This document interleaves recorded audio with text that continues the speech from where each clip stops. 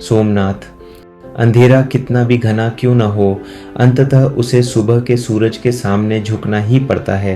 क्या कभी आपके जीवन में ऐसा दौर आया है जब आपको लगा कि आप अंदर से पूरी तरह टूट चुके हैं, जब हर रास्ता बंद नजर आता है और आत्मा हार मानने लगती है?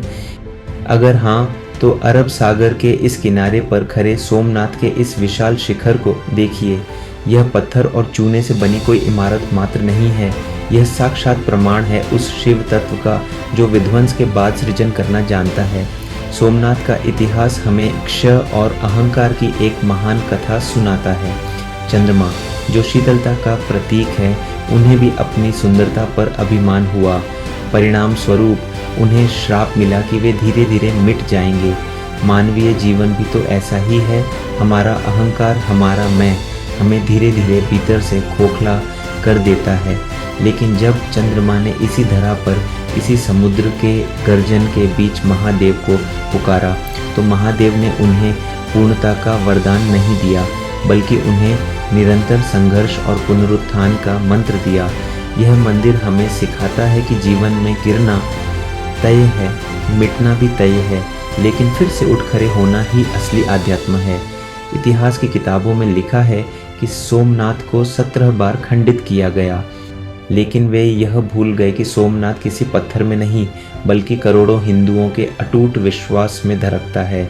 जितनी बार इस पर प्रहार हुआ, यह मंदिर और भी भव्य और भी अडिग होकर खड़ा हुआ। यह हमारे जीवन का सबसे बड़ा सबक है।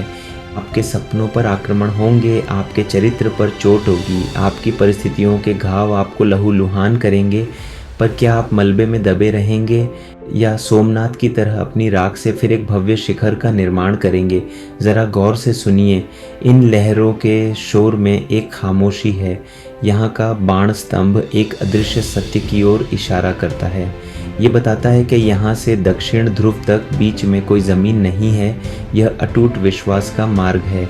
जब आप यहाँ की ठंडी हवाओं को महसूस करते हैं, तो वह सिर्फ हवा नहीं, महादेव का आशीर्वाद है जो आपके कानों में कहता है, उठो, तुम अमर हो, तुम अविनाशी हो, तुम्हारे भीतर भी एक सोमनाथ जीवित है, जिसे कोई समय, कोई परिस्थिति मिटा नहीं सकती।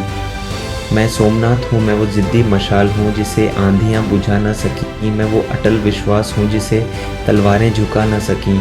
मुझे मिट्टी में मिलाया गया, बार बार मिटाया गया, पर मैं हर बार महादेव की राख से फिर से उगाया गया। मैं चंद्रमा का वो ताप हूँ जो श्राप से मुक्त हुआ, मैं भक्ति का वो सत्य हूँ जो शिव में ही लुप्त हुआ। लहरें आती हैं मेरे पाँव पखारने को, सदियों से मेरा रिश्ता पुराना है इन बहती हुई नदियों से। मुझ में विनाश की गाथा नहीं, सृजन का गान लिखा है। मेरी हर ईंट पर महादेव का नाम लिखा है। मैं टूट कर भी खड़ा रहा, मैं हार कर भी जीता हूँ। मैं ही काल का अमृत, मैं ही शिव की संहिता हूँ। मैं धर्म का गौरव, मैं ही आस्था का हाथ हूँ। मैं प्रथम ज्योतिर्लिंग, मैं सोमनाथ हूँ।